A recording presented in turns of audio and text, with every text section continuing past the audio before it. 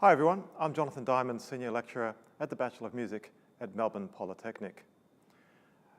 I've spent a lot of years auditioning on both sides of the panel, both as a performer or applicant and also as an assessor.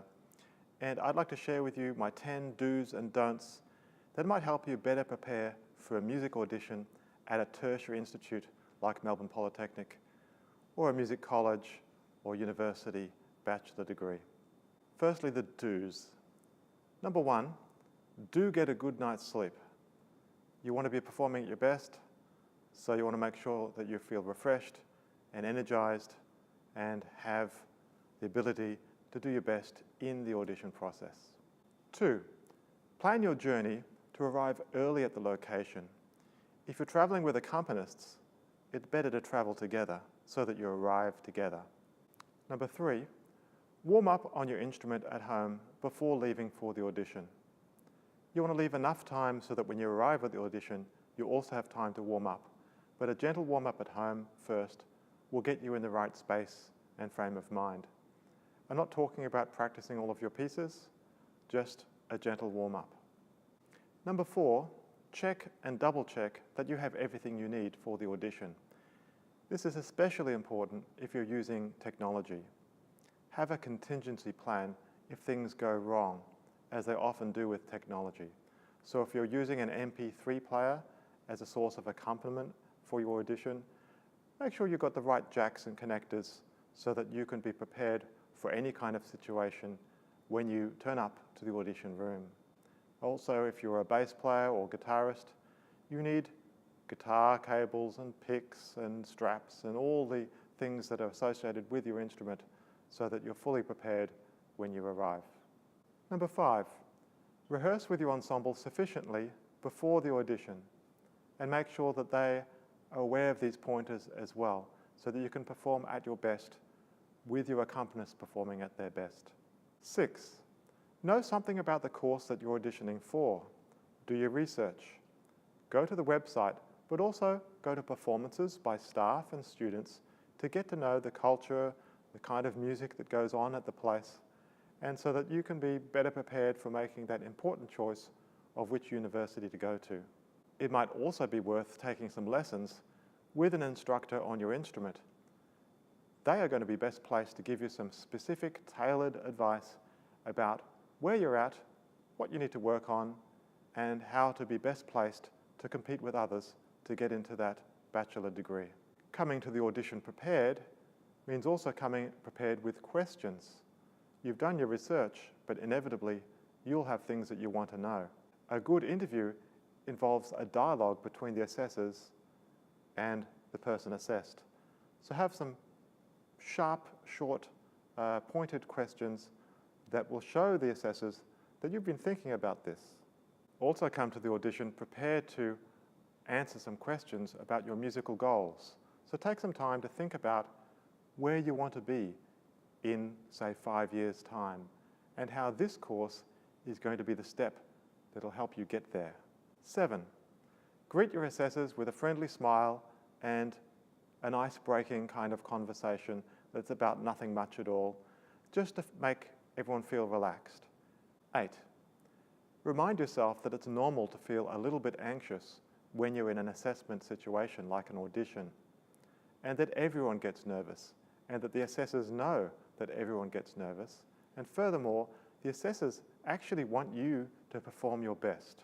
Reassure yourself that any feeling of anxiety will be masked by your genuine passion for music. 9, it is best to perform your contrasting pieces after announcing their title and composer clearly, maybe once or twice, maybe the band that made them famous, or a sentence about the reason for choosing those pieces. And 10, select and perform contrasting pieces that demonstrate your true colors, your strengths, your passion in music, why you took up your instrument and why you're pursuing this goal. If you don't like jazz or don't know much about it, then don't force yourself to play it, expecting that that's what the assessors want to hear. They want to hear your strengths. Select and perform contrasting pieces that demonstrate your true strengths. You want to demonstrate your true colours, those things that motivate you to play music and to practice and to pursue this very difficult thing called a music career. If you're a songwriter or a composer, it's a great thing that one of your pieces could be an original composition. Again, it shows your voice, your true strengths, it shows your musicality and the choices that you make in music. Remember, the assessors are there to appraise your relative strengths and weaknesses and not to judge you as such. That brings us to the 10 don'ts. 1. Don't play it safe. A good performance involves some risk-taking, so go a little out on a limb and show the assessors that you can strive towards something and what happens when you're at the edge of your abilities. Playing with dynamics, articulation, tempi, selection of pieces in a way that challenges yourself will show your true strengths and help you grow into being a better musician. It's also more exciting to listen to. So bring out the drama of your performance. 2. Don't stop if you make a mistake. Remember, this audition is a performance. You can't stop and start. Take your time, and if you make a mistake, let it go. It's not about the notes, it's about the overall impression. 3. Don't forget any of those things that you need that are ancillary to your instrument. A nylon string guitarist will need a footstool. Electric guitarist will need a pick and a strap. A drummer will need their sticks. These kinds of things are part of your instrument. Forgetting something like that will unnerve you a little, and you want to mitigate that risk by planning and thinking through all the things that you need. 4. Don't read music if you can memorize. Sight reading will be tested separately in our audition process. So if you can memorize your contrasting pieces, you probably will internalize them better and be less affected by nerves. 5. Don't use pre-recorded backing material if you can use live accompanists. Live accompanists will always sound better, and besides, it will also show to the assessors that you can interact with other musicians in a spontaneous manner. 6. Don't listen to negative internal dialogue. Pass it off as a normal part of that process of being anxious.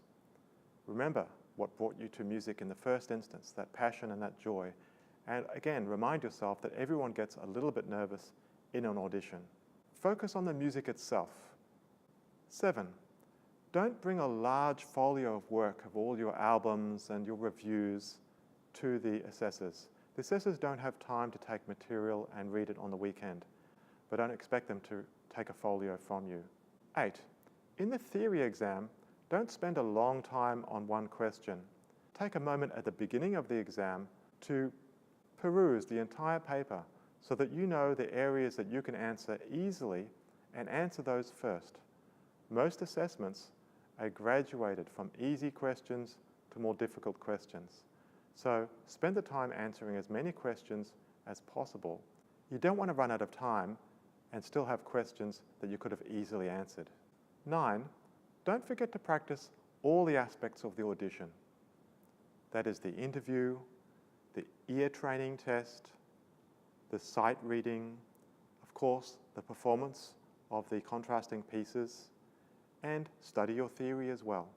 And lastly, number 10, don't forget to book an audition for all the instruments that you are competent on.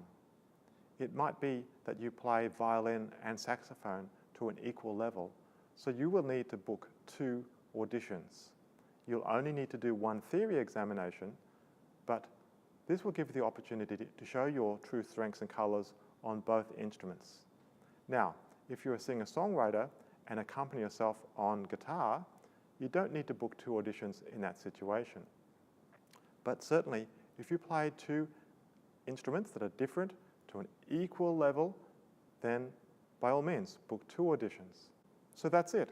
Those are my 10 do's and don'ts for preparing for an audition for a music tertiary course. And I hope it's been useful to you. Please leave a comment and check out the Melbourne Polytechnic Bachelor of Music YouTube channel for some great performances by our staff and students here at Melbourne Polytechnic. Thanks for listening. Have a great day.